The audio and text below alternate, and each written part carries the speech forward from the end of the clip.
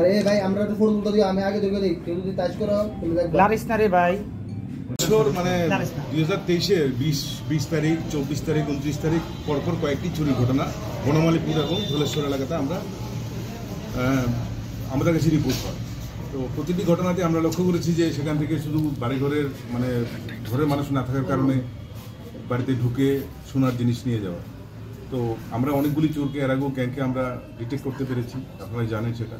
তো এই ক্ষেত্রেও আমরা দেখলাম যে এই গ্যাংটাকে আমাদের বার করতে হবে। এটা জাস্ট অপারেটিং এরিয়া হচ্ছে বনমালীপুর এবং ধলেশ্বর। অ্যাকর্ডিংলি আমরা সেই ক্ষেত্রে আমরা কাজ শুরু করি এবং পূর্ব থানা ওসি রানা চ্যাটার্জির নেতৃত্বে আমরা একটা টিম তৈরি করি। সেখানে কলেস্টল আউটপোস্টের ওসি শ্যামল এবং অন্যান্য অফিসার যারা ছিল সম্মিলিতভাবে একটা টিম বানিয়ে খোঁজখবর করা আরম্ভ হয় এবং বিভিন্ন সোর্সের মাধ্যমে, বিশেষ করে ওসি নিজেই বিভিন্ন সোর্সের মাধ্যমে কিছু কিছু খবর সংগ্রহ করে এবং ফাইনালি আমরা একজনকে ডিটেক্ট করতে পারি। তো তার নাম হয়েছে বাইচুং, যার ডাক নাম হচ্ছে বাইচুং, কিন্তু ওর নাম হয়েছে অমিত দেববর্মা। তার বাড়ি হচ্ছে অভয়নগর। তো বাইচুংকে আমরা ডিটেন করার পর, বাইচুংকে জিজ্ঞাসাবাদ করার পর ওর কাছ থেকে আমরা কিছু জিনিস উদ্ধার করতে পারি।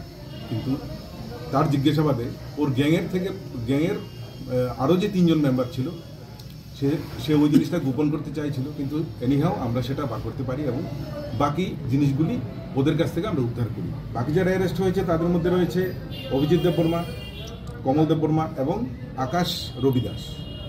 তো এই গ্যাংটা শুধু আমাদের পূর্ব থানা এলাকা না, এটা এনসিসি এলাকাতেও কয়েকটা জায়গাতে ঘটনা করেছে। সেটারও বিস্তারিত আমরা বার করব এদেরকে পুলিশ রিমান্ডে এনে জিজ্ঞাসাবাদের পর। তো আজকে যে জিনিসগুলি উদ্ধার করা হয়েছে সেগুলি এই বিষয়ে একটা স্পেসিফিক কেসও নেওয়া হয়েছে। ওই কেসের ভিত্তিতেই আমরা এই জিনিসগুলি উদ্ধার করেছি। এখানে বিশেষ করে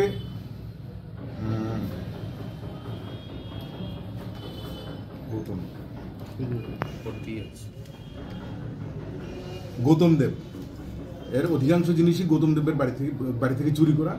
ওনার বাড়ি বনমালীপুরেই। তো আমরা ওনার জিনিসগুলি অধিকাংশই উদ্ধার করতে পেরেছি এবং বাকি জিনিসগুলি যেগুলি আছে সেগুলিও আমরা পুলিশ রিমান্ডে থরো জিজ্ঞাসাবাদ করার পরে আশা করি আমরা উদ্ধার করতে সক্ষম হব। যাদেরকে আটক করে তারা সকলেই আগরতলা না বনমালীপুর, ধলেশ্বর, তারপর চন্দ্রপুর, তারপর আছে আপনার এই বাড়িও তো অন্য জায়গায়ও আছে, চম্পকনগরেরও বাড়ি আছে ওদের, কিন্তু থাকে তো আগরতলা। এটা কি একটা গ্যাং কাজ করছে? এটা গ্যাং নয়তো শুধু সোনার জিনিস ওরা নিচ্ছে, কিন্তু অন্য কোনো কিছু নেয় না। কিন্তু স্যার এই গৌতম সরকারই তো বলেছেন তার বাড়ি থেকে চুরি হয়েছে, যে কবে নাগাদ চুরি হয়েছিল? তোর 20 তারিখ। আর এটি উদ্ধার করেছেন কবে? গতকালকে রাত। কোন জায়গায়? এগুলি যেমন ওর কাছ থেকে উদ্ধার করা হয়েছে, ওর যার বাড়ি সবাই জিনিস লুকিয়ে রেখেছে। যেমন অমিতের কাছ থেকে একটি গোল্ডেন মেড বালা, যেটা ওর কাছ থেকে পাওয়া গেছে, এবং ওয়ান সেট ইয়ার রিং, ওই কানের রিংগুলি পাওয়া গেছে, এইগুলি পাওয়া গেছিল, এটা আর বালাটা।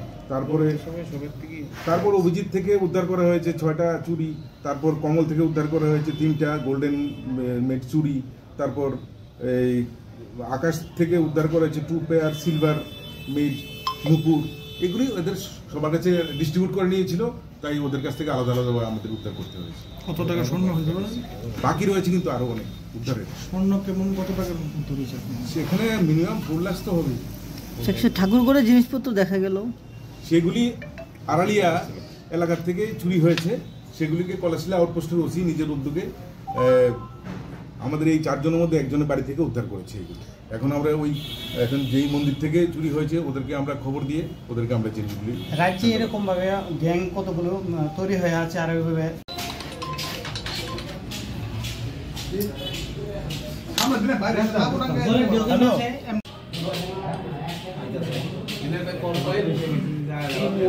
Subscribe to Tripura Info and press the bell icon so that you never miss any latest updates and news on Tripura.